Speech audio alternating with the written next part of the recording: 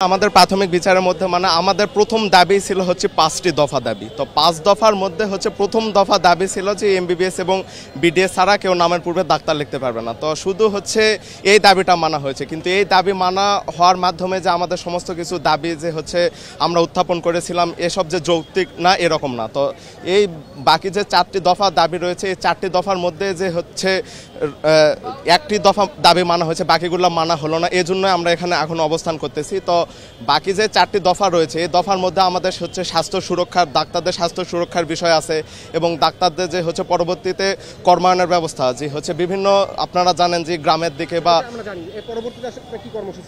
আমাদের কর্মসূচি হচ্ছে আপনারা অবগত আছেন যে আমরা এখন সচিবালয়ের সামনে অবস্থান করতেছি। তো আমাদের হচ্ছে যে সেন্ট্রাল হচ্ছে স্টিয়ারিং কমিটি ছিল যাদের মানে মাধ্যমে নেতৃত্বে আমাদের হচ্ছে এই কার্যক্রমগুলো চলমান রয়েছে।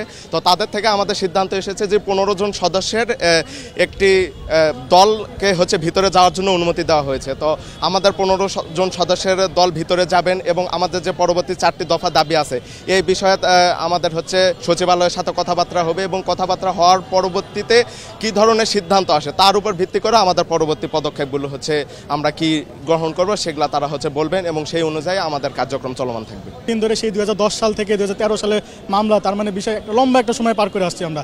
এর মধ্যে অনেকে আমাদের ডাক্তার হয়ে গেছে, অনেকে এই কথাগুলো ভুলেই গেছে, কিন্তু আমরা আসে আবার নতুন প্রজন্ম, আমরা নতুন শিক্ষার্থী আবার এসে আমাদের এই দাবিগুলো তুলতে হচ্ছে। কিন্তু আমরা চাই না এই প্রসেসটা লেন্দি হোক।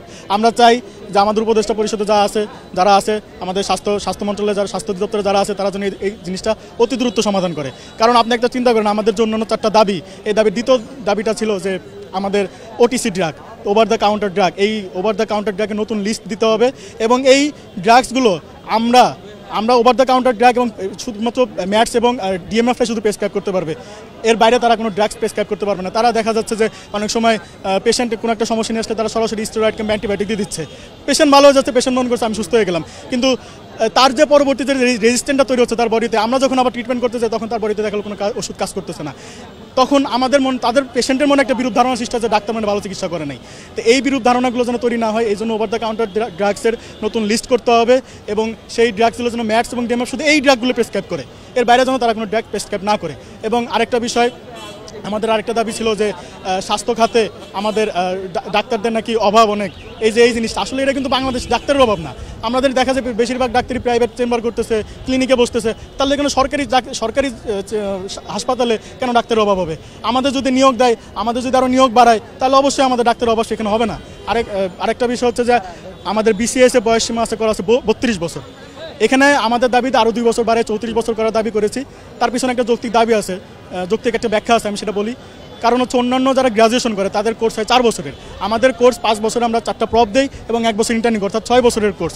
আমরা অলরেডি এখানে 2 বছর পিছিয়ে আছি, তাহলে আমরা কেন 32 বছরের বয়সের মধ্যে আমরা কেন বিসিএস দেবো? আমাদের বয়সে আরও 2 বছর বাড়িয়ে দিতে হবে যাতে আমরা 34 বছর বয়স পর্যন্ত বিসিএসের পরীক্ষা অংশগ্রহণ করতে পারি। আরেকটা হচ্ছে আমাদের দাবি যে আমাদের ডাক্তারদের সুরক্ষা আইন নিশ্চিত করতে হবে। দেখা যাচ্ছে যে অনেক সময় রোগী আবেগপ্রবণ হয়ে রোগীর কোনো ক্ষতি হলে তাদের আত্মীয় স্বজন আমাদের উপর চড়াও হয়ে উঠতে পারে। তো এই জায়গাটাও আমাদের নিরাপত্তা ঘাটতি আছে। দেখেন, আমরা তাদের আবেগ, তাদের সম্মান করি, এরা আসলে তাদের আবেগের বিষয়, ঠিক আছে, আমরাও সেটা স্বীকার করি, তাই বলে এমন না যে তারা আমাদের উপর সেই ক্ষোভ ঝাড়বেন। সেক্ষেত্রে আমাদেরকে সেই নিরাপত্তা দিতে হবে এবং আমাদের এই 4টা দাবি বাস্তবায়ন না হওয়া পর্যন্ত আমরা আমাদের এই কর্মসূচি অব্যাহত রাখব। নিশ্চিন্তে খান স্বাস্থ্যকর অল টাইম পান, অল টাইম হেলদি লাইফ। আসলে প্রথম যে আমরা আসলে খুশি হয়েছি যে মাননীয় হাইকোর্ট আমাদের যে রায়টা দিয়েছেন তারা একটা ন্যায্য রায় দিয়েছে, আমি বলবো না কার পক্ষে বিপক্ষে, তারা একটা যৌক্তিক রায় দিয়েছে যে আসলে ডাক্তার কারা এবং কারা ডাক্তার উপাধি ব্যবহার করবে। এখন আমরা চলে আসি আমাদের যে বাকি 4 দফা। আসলে আপনাদেরকে যদি বলি, আমরা এই মূল মানে মূল যেই গোড়ার যে সমস্যাটা ছিল কিন্তু মন্ত্রণালয়, স্বাস্থ্য মন্ত্রণালয়, কারণ এই প্রত্যেকটি চিঠি, এই প্রত্যেকটি আদেশ যে ইস্যু করা এই দায়ভার কিন্তু তাদের ছিল।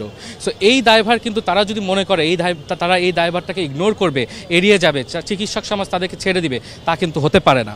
তাই আমরা এখানে আজকে এসেছি, আমরা স্বাস্থ্য মন্ত্রণালয়ের স্বাস্থ্য উপদেষ্টার সাথে আমরা বসে আমাদের যে বাকি 4 দফা আছে এবং কেন স্বাস্থ্য মন্ত্রণালয় এরকম দায়িত্বহীনতা এবং বিবেকহীনতার কাজ করে এই চিঠিগুলো ইস্যু করা, এই জিনিসগুলোকে এত দূর পর্যন্ত পৌঁছানো, তাহলে কিন্তু আমাদের তো এখানে আসার কাজ না। আমরা আমাদের সাথে আমাদের পেশার সাথে একজন সাধারণ মানুষের জীবন জড়িত।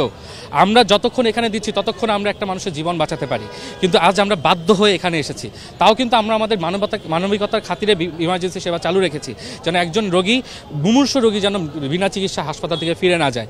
আমরা সেই জায়গা থেকেও চিন্তা করেছি, কিন্তু কর্তৃপক্ষের আমরা আনফরচুনেট যে স্বাস্থ্য মন্ত্রণালয় এখনও এতদিন যাবৎ আমাদের আন্দোলনে কোনো বাকি 4 দফা বাস্তবায়নে কোনো দৃশ্যমান ফলাফল দেয়নি। সো আমরা যাচ্ছি যে 15 জনের সদস্য, সারা দেশের সকল চিকিৎসকের তাদের উপর আস্থা রাখার আহ্বান জানাবো। আমরা ভিতরে বসে কোনো সিদ্ধান্ত ভিতরে হবে না, রাজপথে আমরা নেমেছি, আমরা সব সিদ্ধান্ত রাজপথ থেকেই দিব। আমরা তাদের সাথে 4 দফা নিয়ে আলোচনা করব। তারা পূর্বেও আমাদেরকে চেষ্টা করেছে একটি সময় দিয়ে 2 মাস 3 মাস কালক্ষেপণ করে আমাদেরকে হাতে ধরিয়ে দিয়ে, কিন্তু পরবর্তীতে কিন্তু আমরা কোনো দৃশ্যমান ফলাফল পাইনি। আমাদের কর্মসূচি আমরা আলোচনায় আছি, যেহেতু আমাদের হাইকোর্ট থেকে রায়টা এসেছে।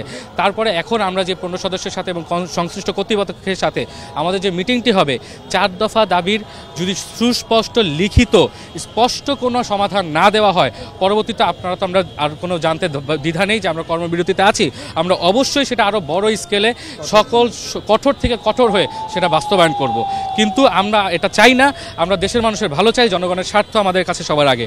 আমরা আশা করব যে সংশ্লিষ্ট কর্তৃপক্ষ এই দাবি বাস্তবায়নযোগ্য দাবিগুলো অতি শীঘ্রই আমাদেরকে বাস্তবায়ন করবেন, আমরা স্ব কর্মস্থলে ফিরে যাব।